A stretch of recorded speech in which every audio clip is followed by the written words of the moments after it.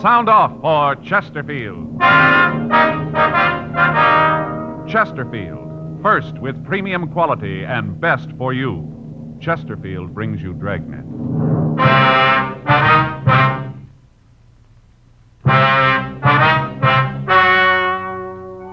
Ladies and gentlemen, the story you're about to hear is true. The names have been changed to protect the innocent.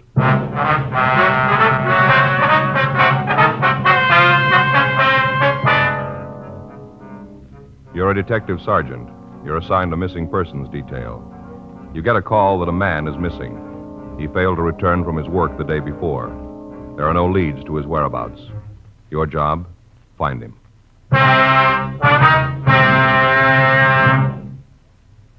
Here is Chesterfield's record with smokers, and important to you. No adverse effects to the nose, throat, and sinuses from smoking Chesterfield. That's the report of a doctor who has been examining a group of Chesterfield smokers for a full year and 2 months as a part of a program supervised by a responsible independent research laboratory. Don't you want to try a cigarette with a record like this? Chesterfield, first with premium quality.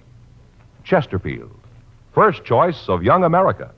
And that's from a survey made in 274 colleges and universities. Try Chesterfields today. Chesterfield, regular or king size. They're much milder and best for you.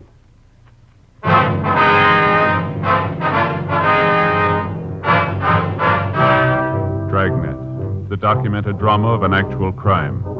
For the next 30 minutes, in cooperation with the Los Angeles Police Department, you will travel step by step on the side of the law through an actual case transcribed from official police files. From beginning to end, from crime to punishment, Dragnet is the story of your police force in action. It was Tuesday, June 16th. It was warm in Los Angeles. We were working the night watch out of Homicide Division, missing persons detail. My partner's Frank Smith. The boss is Chief of Detectives Thad Brown. My name's Friday. I was on my way back to the office, and it was 11:59 p.m. when I got to room 24. Missing persons. What was his mental condition when you last saw him, Mrs. Borg? Where'd you last see him? Was he driving his car? Mm-hmm. And what time was that? Yes, ma'am, but what was the exact time? I see. And your address? And the phone, please. Now, can you think of anything you forgot to tell me? Right. Right. Oh, you gave me that before. Mm-hmm. Was your husband a drinking man, ma'am? I see. Okay, Miss Borg, we'll make a check. Call you back. Yes, ma'am, we'll do our best, thanks. Anything? Man by the name of Borg missing. I'm sure glad my wife doesn't call for help every time I miss a meal. Trouble with most guys is they let a woman keep tabs on them, check on everything they do. Let me see that 9-7, will you? Yeah, there you go. It's everything his wife gave me. Mm-hmm. When you get the jails and records, I'll check Georgia Street County Hospital in the morgue.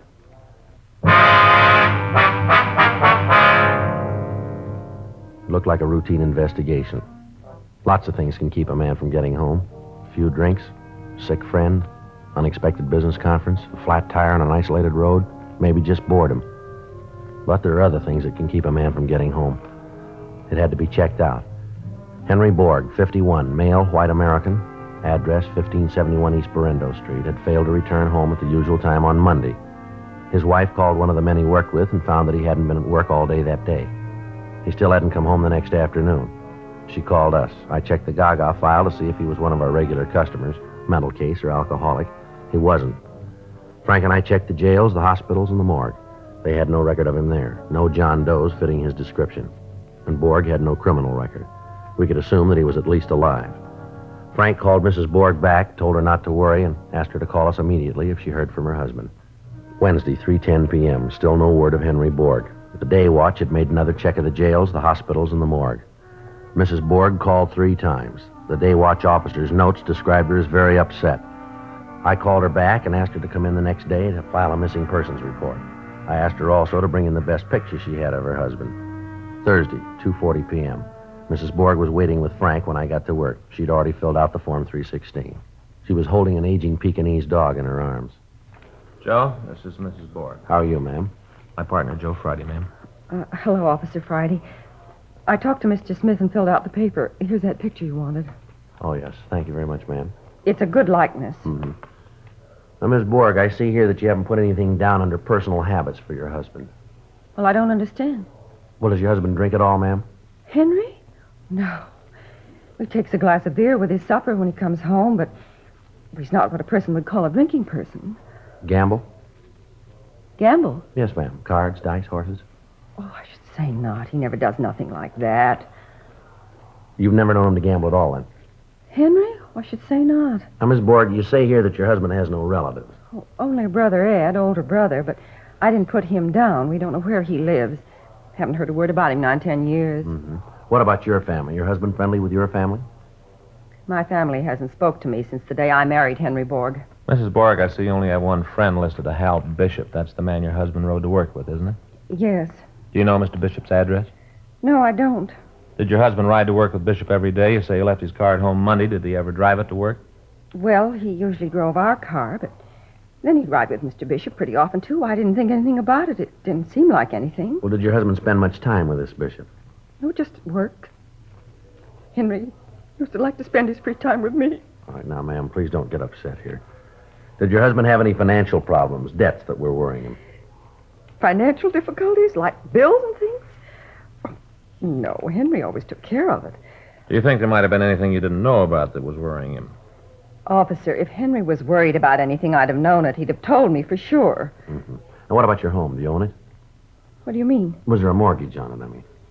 Yes. Do you have the pink slip on your car? No. Well, is it possible that your husband was behind in the payments? No, he would have told me. Or did he owe money down where he worked? No, not that I know of. His job, maybe. Was he worried about that? Mr. Snyder, that's his boss. Well, he always said Henry would have a job as long as he was in the contracting business. Henry makes good wages. Mm-hmm. Now, you say here his mental condition was good. Has that ever been poor? You ever know your husband to black out? How do you mean, black out? Well, has he ever suffered from lapse of memory? Is there any history of epilepsy in his family? History of epilepsy? Oh, no, not Henry. Why, he's a healthy man. He hasn't had a sick day. Now, Miss Borg, have you and your husband been getting along lately? What do you mean by a thing like that, officer? You think Henry and I had a fight, and that's why he left. Is that what you think? No, ma'am. We don't think anything here, but these are the things we have to check out. Well, it's a waste of time. Don't you think I'd have already told you that? If Henry and I'd had a fight, I'd have told you first off. It's the first thing I'd have said. Yes, ma'am. Something's happened to my husband, officer. I just know it. Something's happened to him. Did you and your husband go out together much, ma'am? Well, one night last month we went to the Coconut Grove, there in the Ambassador Hotel, and we used to go to the movies pretty regular. Was he in the habit of leaving the house at night alone? No, just when he went out with Francine. Francine? Yes, our Pekingese here.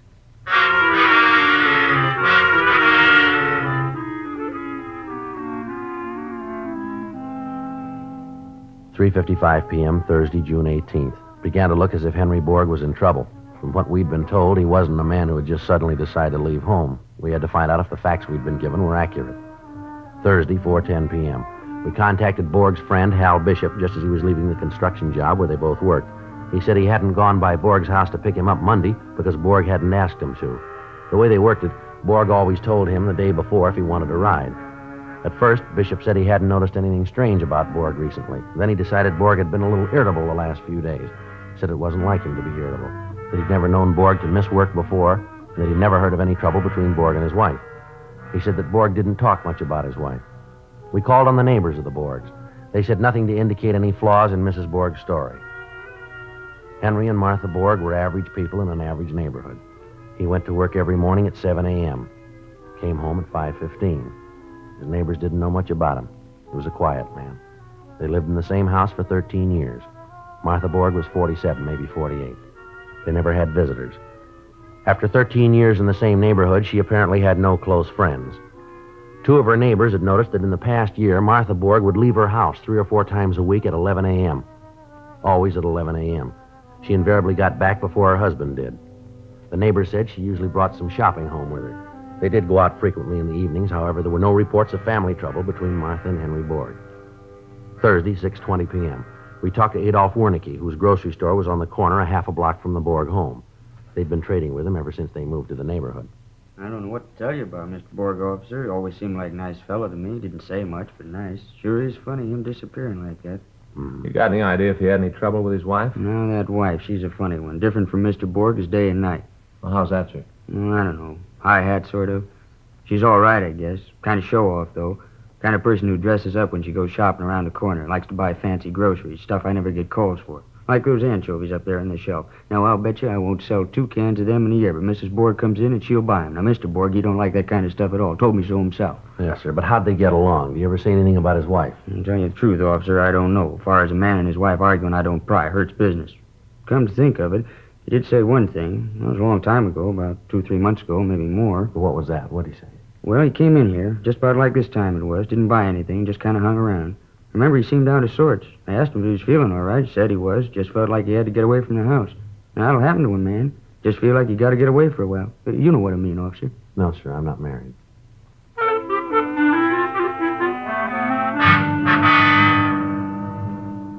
Thursday, 7:50 p.m. Borg's description and the circumstances of his disappearance have been broadcast to all units. Still no word.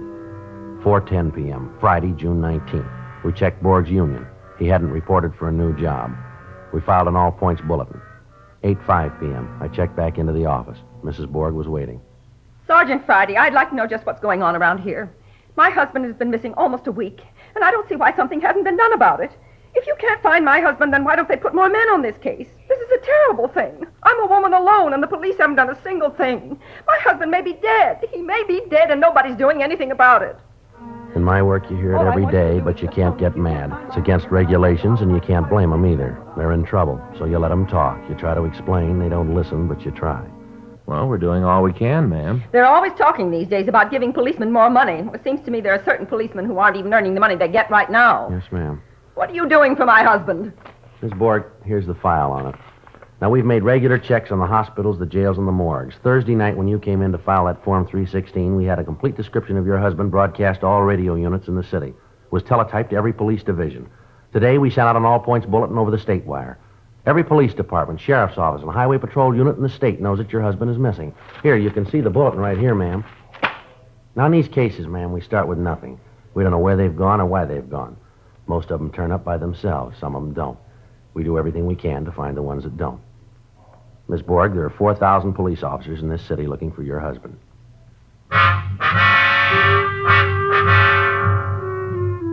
8:57 p.m. When we thought Mrs. Borg was feeling better, we sent her home. We reminded her again to notify us immediately if she heard from her husband.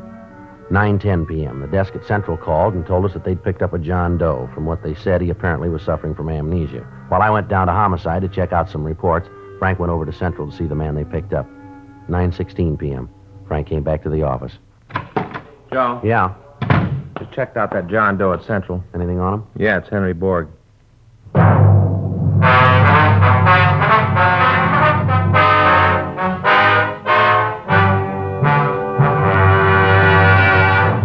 You are listening to Dragnet, the authentic story of your police force in action.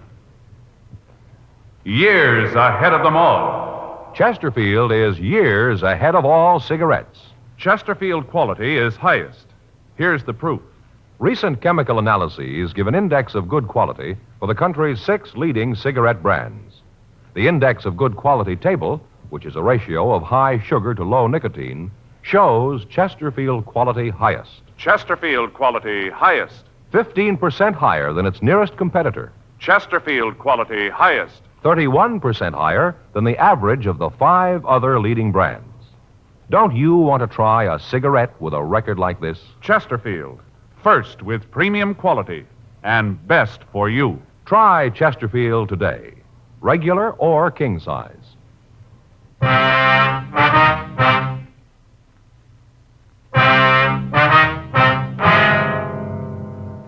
9:18 p.m. Officers Gorman and Mayer brought in Henry Borg, alias John Doe. They found him wandering around in the 900 block down on South Spring Street, the financial district.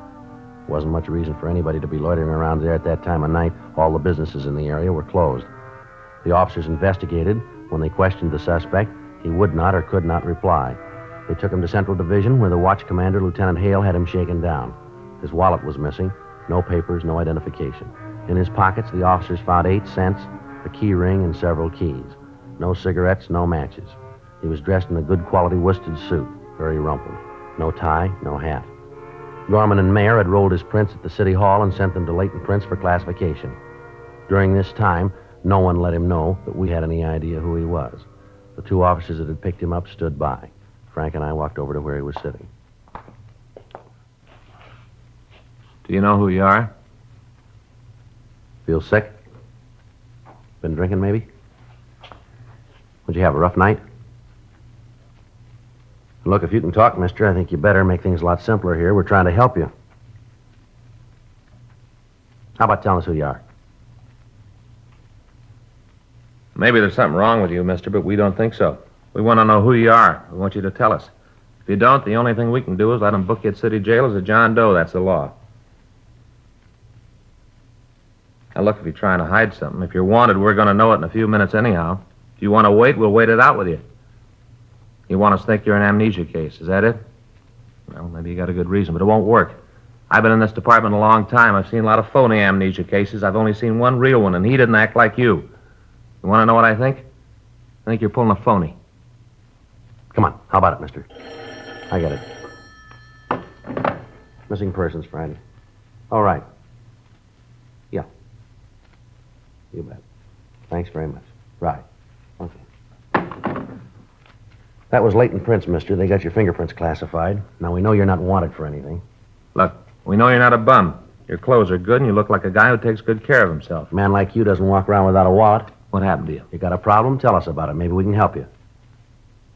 Now, why don't you tell us who you are? You probably got a wife. She must be mighty worried about you right now. All right. Book him. I lost my wallet. How? I don't know how. Where?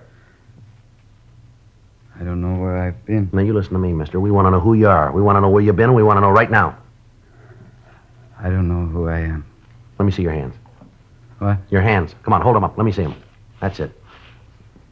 Now, I'm going to tell you something about yourself, mister. You work for a living, don't you? Hard work, with your hands. Like a mason, maybe, huh? Yeah, maybe you're a mason or a hod carrier. You could be a painter, some kind of construction work, I'd say. Something like a plasterer, for instance, huh? You couldn't be a plasterer by any chance, could you, mister?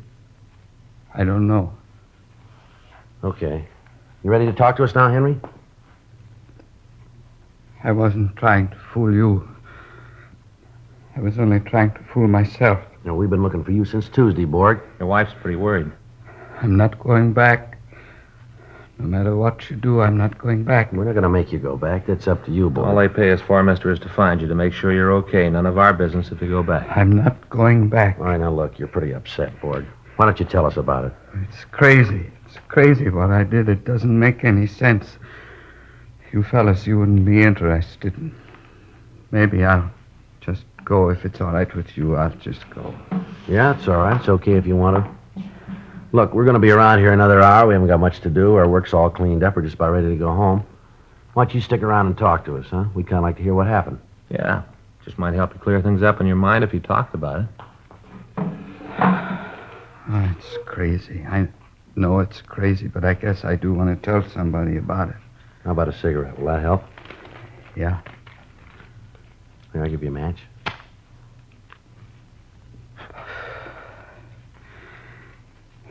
I am a man 50 years old. I work hard. I learned my trade as a boy of 16. I've been at it ever since. My wife and me, we got a new car. We got our own home, almost paid for. A man my age, when he gets home nights, he wants to take it easy. Read the paper, watch the television. Bought a $400 TV, 21-inch screen. Yeah. You want to know what happens when I get home?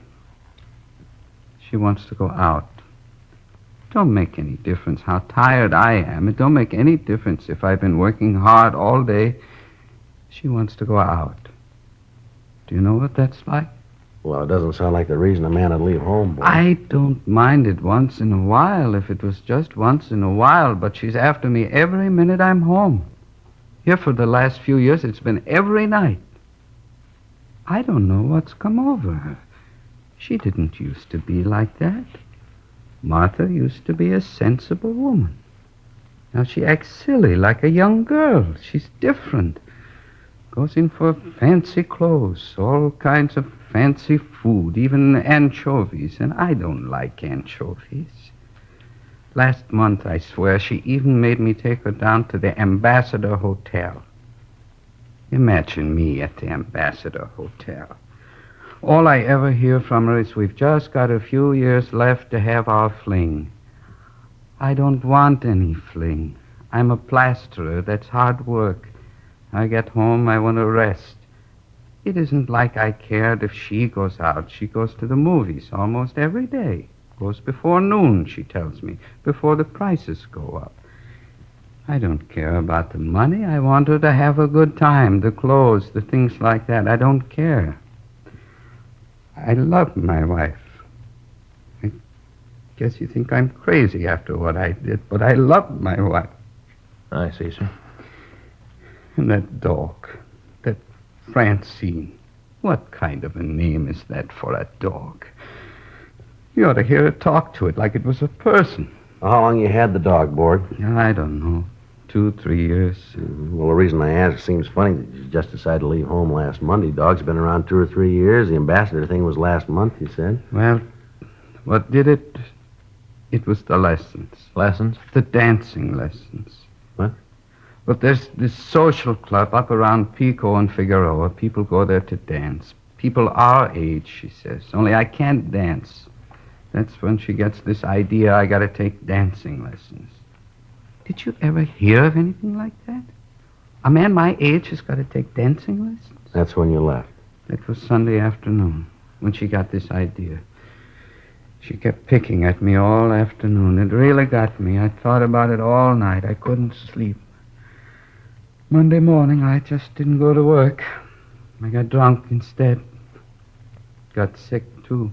Just couldn't think of anything else to do. I guess you know the rest. I lost my tie, my wallet, lost my hat, too. And they picked me up.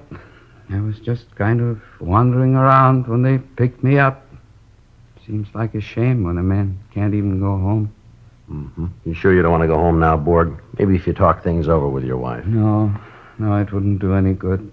Nothing I could say to her would do any good. I can't go home. Well, it sure has been interesting hearing you talk, Mr. Borg. It's almost like hearing somebody tell about me, remember, Joe? Yeah. You had something like this? Had it. With me, it was canasta, though. I hate cards, a waste of time. Yeah, I sure thought it was the end for me and Fay. Remember, Joe? But it wasn't? No, for a while there, it sure looked like I was going to lose my happy home. Guess I would have, too, but I talked turkey to her. You know what I mean, Borg? No. What do you mean? Talk turkey to him. Make him understand. You let a woman push you around, Borg, you're dead. Well, with Martha... Look, they're all the same. I sat her right down on the sofa, and I said, now look, Fay. And I told her what the score was. She took it, too. It's the only way to do. You try what I say, Borg. You'll see I'm right. I can just see Martha if I ever tried to put my foot down. That's what I thought. I was all set to give it up. Move in with Joe here, right, Joe? Yeah. Then I figured I might as well at least get a load off my chest. Once I got started, I lost my temper. You know, it's a funny thing. Fay's always thought more of me since then. You ask her. She'll tell you so herself. Says she respects a man who'll stand up for his own rights. Right, Joe? Yeah. I don't know. With me, I don't think it would work. Sure it can. Now, Borg, you listen to me. You tell her you're a working man. Tell her when you get through work, you want to take it easy, and nobody's going to run you. Set her straight, Borg. Get tough if you have to. She won't give you any trouble after that. I just don't know. Martha... Won't do any harm to try it. I'd like to see Martha's face just once if I even told her to shut up. I wouldn't want her to have anything handy to throw. Borg, look, it's 12:10. We got to be getting home now. You take my advice. You go home, too. Have a talk with her. See if you can't work it out. No, Sergeant. Thanks a lot, but I can't go home. Well, like I told you, it's none of our business, but I think you ought to try it. Well... Here. Well, look, you're going to need car fare. Here's $1. You take this and go on home. That'll get you there. Okay. You'll get this back, Sergeant. I'll pay it back to you. I guess maybe you're right. Can't hurt anything to try it. That's the stuff. Thank you a lot. I didn't mean to put you fellas out this way. Good luck to you, Borg. You'll see it'll work. Maybe it'll work. Well... But I don't know. Martha... I'll get out a cancellation, Joe. That should wrap it up, huh? Yeah, What time did you say it was? it's 12:10. Yeah.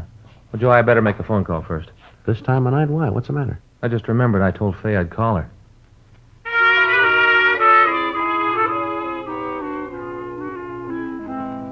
Friday, July 28th. A month had passed since Henry Borg had left our office to go home. We'd heard nothing further from him or his wife, and we assumed that they had reconciled their problems. 6:10 p.m. Officers? Oh, hello there, Borg. Nice to see you again. Hi, Borg.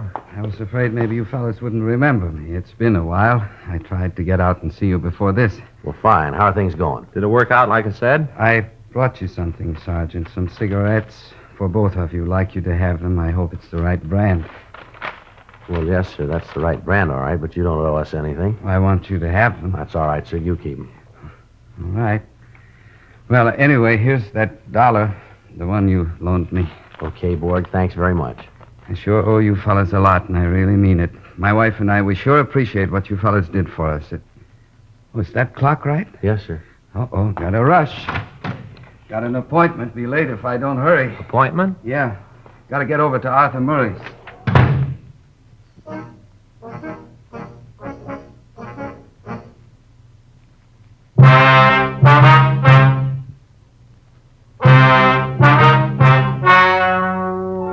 The story you have just heard is true. The names were changed to protect the innocent. On July 31st, a meeting was held in the office of the captain of homicide. In a moment, the results of that meeting. Now, here is our star, Jack Webb. Thank you, George Fenneman. Friends, we hope you've been listening to Dragnet regularly, and we hope you've tried our Chesterfields. If you haven't tried them yet, then tomorrow's your day. Get a carton, regular or king size. It only takes one carton at Chesterfield's to show you why Chesterfield is best for you. Believe me, they're much milder with a wonderful taste. America's best cigarette buy, Chesterfield.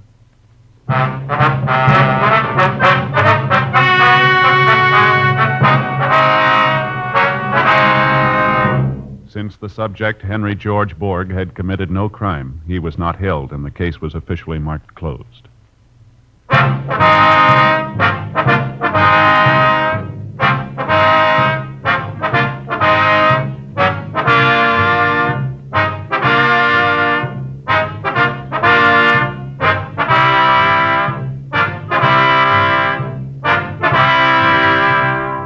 You have just heard Dragnet, a series of authentic cases from official files. Technical advice comes from the Office of Chief of Police W.H. Parker, Los Angeles Police Department. Technical advisors Captain Jack Donahoe, Sergeant Marty Wynn, Sergeant Vance Brasher. Heard tonight were Ben Alexander, Vic Perrin, Irene Tedrow. Script by Paul Coates. Music by Walter Schumann. Hal Gibney speaking. For a million laughs, tune in Chesterfield's Martin and Lewis show Tuesday on this same NBC station. And sound off for Chesterfield's, either regular or king size. You'll find premium quality Chesterfield's much milder. Chesterfield is best for you. By special request, Dragnet is being sent to our servicemen and women all over the world. Chesterfield has brought you Dragnet, transcribed from Los Angeles.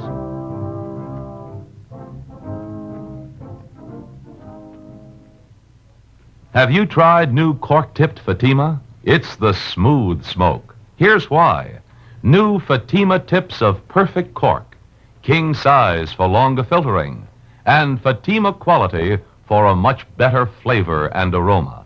Remember, Fatima has the tip for your lips. Try new Fatima. See how smooth it is. Fatima is made by the makers of Chesterfield, Liggett and Myers, one of tobacco's most respected names.